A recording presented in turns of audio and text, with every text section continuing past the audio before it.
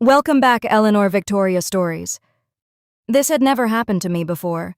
I wasn't prepared for how gentle and overwhelming how quickly it reached inside me. I stood there stunned, through a pleasure I didn't know I'd been missing. Before I go into the story, I just request you all to subscribe as I need it the most right now. For most of my life, I believed my limits were fixed. I believed I understood my own edges to things I was capable of, the lines I would never cross, the version of myself I could count on no matter what life handed me. I took comfort in that certainty. It made the world manageable, predictable, safe. But certainty is fragile. It only takes one quiet fracture for everything to shift.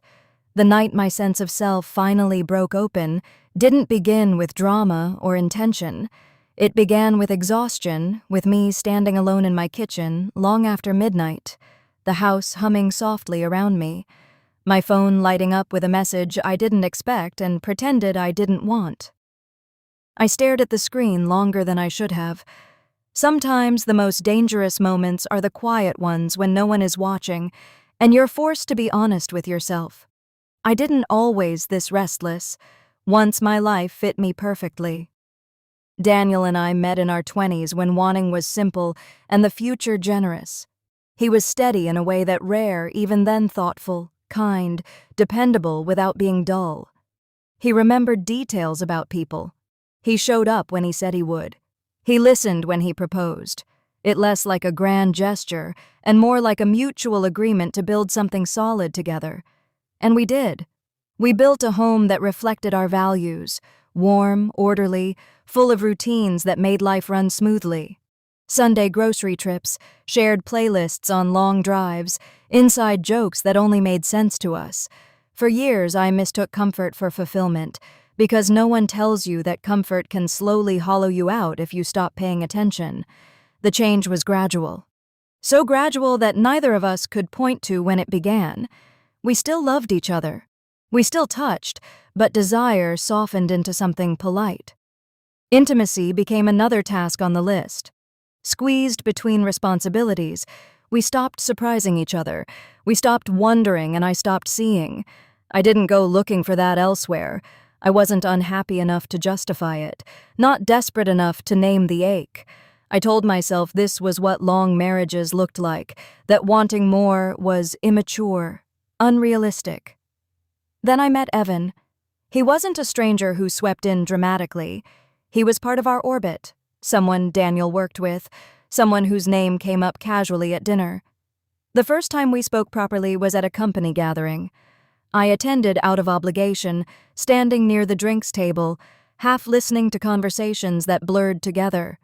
Evan didn't blur. He spoke to me as if I mattered. Not as Daniel's wife, not as a polite extension of someone else's life, as me. He asked questions and waited for the answers.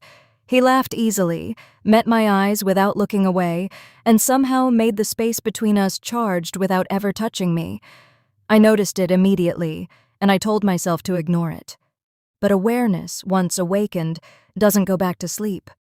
Over the weeks that followed, our interactions multiplied in small, innocent ways. A shared joke when we crossed paths, a lingering conversation that stretched a little too long. The unmistakable shift in the air when we stood too close. Nothing happened. Nothing had to. The possibility alone was intoxicating. I hated myself for enjoying it, and I loved myself for the way it made me alive. The moment I crossed the invisible line wasn't dramatic. It wasn't planned. Daniel was away on a short trip, the house echoing with absence. Evan sent a message, casual, carefully worded, but heavy with implication. He suggested meeting for a drink nearby. No expectations, just company. I knew what I was agreeing to before I typed yes. Sitting across from him in the low light of the bar, like a version of myself I barely recognized. Nearer, alert, aware of every and movement. We talked about safe things at first. Work, music, travel.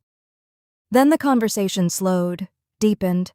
He told me things he didn't share easily. I found myself doing the same. When he reached for my hand, it inevitable rather than shocking.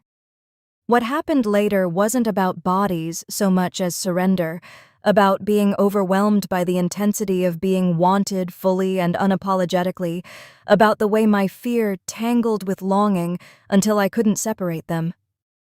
I remember pressing my palm to the wall of the hallway, my heart racing, my voice unsteady as I asked him to slow down.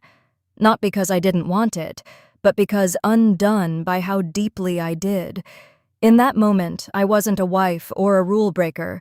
I was a woman confronting a part of herself she'd kept locked away for years. Afterward, lying in the quiet, I expected shame to crash over me.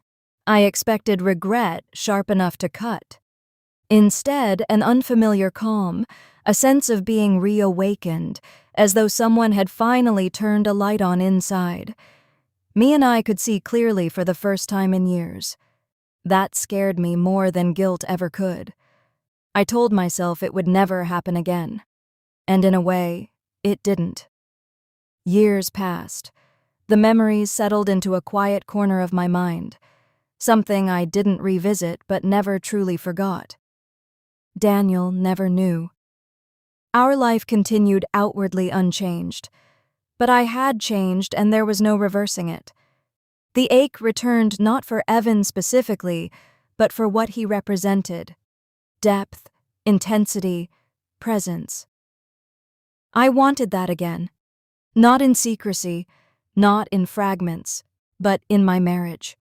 Wanting it was one thing. Asking for it was another. I rehearsed the conversation endlessly, always stopping before the words left my mouth. How do you tell someone who has never failed you that you need more? How do you ask without turning desire into accusation? The night I finally tried, it came out wrong. We were sitting together, the television murmuring in the background. I leaned into him, my hand resting on his O, and spoke before courage deserted me.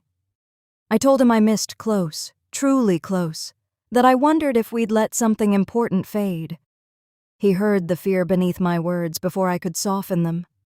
The hurt in his eyes stayed with me for weeks. The silence that followed was worse than any argument. I thought I'd broken us beyond repair, that my honesty had come too late or been too clumsy to save anything. Then one evening, Daniel sat beside me on the bed and told me he'd been thinking, reading, reflecting. He admitted his own sense of loss, his own quiet fears. He said he wanted to try not to change who he was, but to rediscover who we were together. I cried harder than I had in years. What followed wasn't easy or immediate. Healing never is. But it was honest. It was slow. It was hours. And for the first time in a long while, I stopped wondering who I was capable of being, and started choosing her instead.